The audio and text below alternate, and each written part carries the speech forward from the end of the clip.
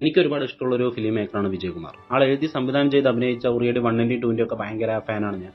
അതുകൊണ്ടും അതുപോലെ തന്നെ ലോകേഷിന്റെ പ്രൊഡക്ഷന്റെ പടമാണെന്നുള്ളത് കൊണ്ടും എനിക്ക് ഈ സിനിമയുടെ അടുത്ത് സ്വാഭാവികമായിട്ടും ഭയങ്കരമായിട്ട് എക്സ്പെക്ടേഷൻ ഉണ്ടായിരുന്നു. അപ്പൊ എന്താണ് ഫൈറ്റ് ക്ലബ്? സ്പോയിലർ ഇല്ലാതെ ആദ്യം കഥയൊന്ന് ചുരുക്കി പറയാം. ഒരു നല്ലൊരു ഫുട്ബോൾ പ്ലെയർ ആവണമെന്നുള്ള ലക്ഷ്യത്തോടെ ജീവിക്കുന്ന നായകൻ ആളുടെ ഏരിയയിൽ ബെഞ്ചമിൻ എന്നുള്ള ഒരു കഥാപാത്രമുണ്ട്. നായകൻ അടക്കമുള്ള ആ പ്രദേശത്തെ എല്ലാ ചെറുപ്പക്കാർക്കും നല്ല വഴി കാണിക്കുന്ന ഒരു മെന്ററെ പോലെ ഒരു മനുഷ്യൻ. ഒരു സിറ്റുവേഷനിൽ ബെഞ്ചമിൻ കൊല്ലപ്പെടുന്നതും ശേഷം അതൊരു ഏരിയ പൊളിറ്റിക്സായി മാറുന്നതും നായകൻ അതിൽ പോയി ഇൻവോൾവ് ആവുന്നതും ശേഷം സംഭവിക്കുന്ന കാര്യങ്ങളാണ് ഈ സിനിമയുടെ മൊത്തം സ്റ്റോറി. ഫൈറ്റ് ക്ലബ്ബ് എന്നുള്ള പടത്തിന്റെ പേര് പോലെ തന്നെ പടം തുടങ്ങിയ നായകന്റെ ഇൻട്രോ മുതൽ ക്ലൈമാക്സ് വരെ ഫൈറ്റ് സീനുകളുടെ ചാകരയാണ്. എല്ലാം നല്ല റോ ആൻഡ് റിയലിസ്റ്റിക് ആയിട്ടുള്ള ഗംഭീര ഫൈറ്റ് സീനുകൾ. പടം കണ്ടുകൊണ്ടിരിക്കുമ്പോൾ തന്നെ നിങ്ങൾക്ക് ഉറപ്പായിട്ടും ഇത് നമ്മൾ മുമ്പ് എവിടെയൊക്കെ കണ്ടിട്ടുണ്ടല്ലോ എന്നുള്ളൊരു തോന്നൽ ഉറപ്പായിട്ടും വരും. വേണമെങ്കിൽ ഉറിയടി, മദ്രാസ്, വടച്ചെന്നൈ പോലെയുള്ള സിനിമകളുടെ ഒരു അനദർ വെർഷൻ എന്ന് പറയാൻ പറ്റുന്ന വിധത്തിലുള്ള ഒരു സ്റ്റോറിയാണ് പടത്തിന്. അതുകൊണ്ട് തന്നെ കഥ അല്ലെങ്കിൽ എഴുത്ത് അത്രയ്ക്ക് വീക്ക് ആയിരുന്നു എങ്കിലും ടെക്നിക്കലി ഇത് അത്രയ്ക്ക് സ്ട്രോങ് ആയിട്ടുള്ള ഒരു സിനിമയാണ്. ഇൻഫാക്ട് ഗംഭീരമായിട്ടുള്ള പടത്തിന്റെ മേക്ക് ഈ സിനിമന്റെ മൊത്തം നിലവാരം തന്നെ അത്ര നല്ല രീതിയിൽ അപ്ലിഫ്റ്റ് ചെയ്തിട്ടുണ്ട്. സംവിധായകൻ ഒരു തുടക്കക്കാരനാണെന്ന് ഒരിക്കലും തോന്നാത്ത വിധത്തിൽ അത്ര ഗംഭീരമായിട്ടുള്ള ഒരു മേക്ക്. സിനിമാറ്റോഗ്രാഫി, എഡിറ്റിംഗ്, മ്യൂസിക് തുടങ്ങിയിട്ട്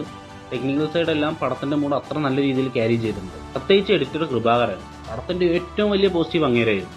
ഈ പടത്തിന് അത്രയ്ക്ക് എൻഗേജിങ് അല്ലെങ്കിൽ ആസ്വദിക്കാൻ പാകത്തിന് എത്തിച്ചത് അങ്ങേരുടെ വർക്കായിരുന്നു. ഫോർ എക്സാമ്പിൾ നോൺ ലീനിയർ ആയിട്ടാണ് സിനിമ പ്രസന്റ് ചെയ്തിരിക്കുന്നത്. ചില സിറ്റുവേഷൻ എത്തുന്ന സമയത്ത് നമുക്ക് കണക്ട് ആവാത്ത ചില സീനുകൾ വരും. ആ scene cut in to flash back, എന്നിട്ട് ആ കണക്ട് ആവാത്ത സീനിന്റെ എക്സ്പ്ലനേഷൻ തന്നിട്ട് ആ കറന്റ് സീനിൽ വന്ന് നിൽക്കും.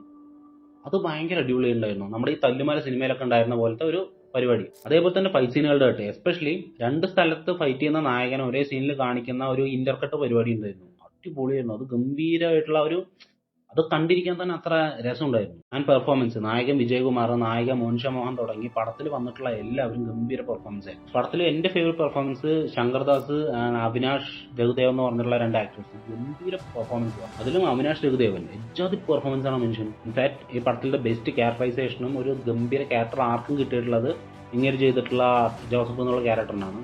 അത് ആളൊരു ഗംഭീര പെർഫോമൻസ് വേറെ ലെവലിൽ എത്തിച്ചിട്ടുണ്ട്. ദിൽജങ് ചക്കിന് ശേഷം ഇങ്ങനെ ഈ ഒരു ലെവലിൽ കാണുന്നത് ഇപ്പോഴാണ്. ഇതേപോലെയുള്ള കഥാപാത്രങ്ങൾ ഇനി ഇങ്ങനെ കിട്ടുക എന്ന് പറഞ്ഞാൽ ഇങ്ങനെ ആക്ടിംഗ് കരിയർ വേറെ ലെവലിലായിരിക്കും. ഞാൻ പടത്തിന്റെ ഫസ്റ്റ് ഹാഫ് ഗംഭീരമായിരുന്നു. അതേപോലെ തന്നെ ഇന്റർവൽ ബ്ലോക്ക് ഈ വർഷത്തെ ബെസ്റ്റ് ഇന്റർവൽ ബ്ലോക്കുകളുടെ ലിസ്റ്റിൽ കയറ്റാവുന്ന ഗംഭീരമായിട്ടുള്ള ഒരു ഇന്റർവൽ ബ്ലോക്ക്. പ്രിയടി സിനിമയിലത്തെ ഒരു ഇന്റർവൽ ബ്ലോക്ക് പോലത്തെ ഒരു ഐറ്റം. എന്നാൽ സെക്കൻഡ് ഹാഫ് എത്തിയ സമയത്ത് ഫസ്റ്റ് ഹാഫിന്റെ ഒരു ഫേസ് എവിടെയോ മിസ്സായി. അത്ര നേരം ഭയങ്കര എൻഗേജിംഗ് ആയി പോയിക്കൊണ്ടിരുന്ന സിനിമ സെക്കൻഡ് ഹാഫ് എത്തിയപ്പോൾ ഇത് സാധാരണ റിവഞ്ച് ത്രില്ലർ എന്നുള്ള രീതിയിലേക്ക് അങ്ങോട്ട് ട്രാക്ക് മാറിയ പോലെ ഒരു ഫീലാണ്. മൊത്തത്തിൽ എഴുത്തുകൊണ്ട് ഭയങ്കര ആവറേജ് ആയിട്ടുള്ള എന്നാൽ മേക്കിംഗ് കൊണ്ട് ഗംഭീരമായിട്ടുള്ള ഒരു ഡീസന്റ് ആയിട്ടുള്ള സിനിമ. രംഗമാലി ഡയറീസ് ഒക്കെ പോലെ ഔട്ട് ആൻഡ് ഔട്ട് ഒരു റോ ആൻഡ് റിയലിസ്റ്റിക് ആയിട്ടുള്ള ഒരു ഇടിപ്പടം കാണണമെങ്കിൽ അതും ഗംഭീരമായിട്ടുള്ള ഒരു മേക്കിംഗ് കാണണമെങ്കിൽ ഇത് ഉറപ്പായിട്ടൊരു നല്ല ചോയ്സ് ആണ്.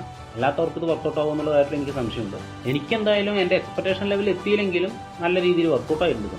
Mark my words, Abbas Rahman കുറച്ച് കാലത്തിൻ്റെ ഉള്ളിൽ തന്നെ ബോളിവുഡിൽ ഭയങ്കര റിമാർക്കബിൾ ആയിട്ടുള്ള ഒരു ഡയറക്ടറായിട്ട് വരാൻ ചാൻസ് ഉള്ള ഒരു ഗംഭീര ഡയറക്ടറാണ്. എന്തുകൊണ്ടാണ് ഞാൻ അങ്ങനെ പറഞ്ഞത് ഈ സിനിമ കാണുമ്പോൾ നിങ്ങൾക്ക് മനസ്സിലാവും. അപ്പോൾ ഇത്ര നേരം വീഡിയോ കണ്ടിട്ട് സബ്സ്ക്രൈബ് ചെയ്യാൻ മറക്കരുത്. ആ ബെൽ ബട്ടൺ കൂടി ക്ലിക്ക് ചെയ്തേക്ക്. And this is Diljith signing off.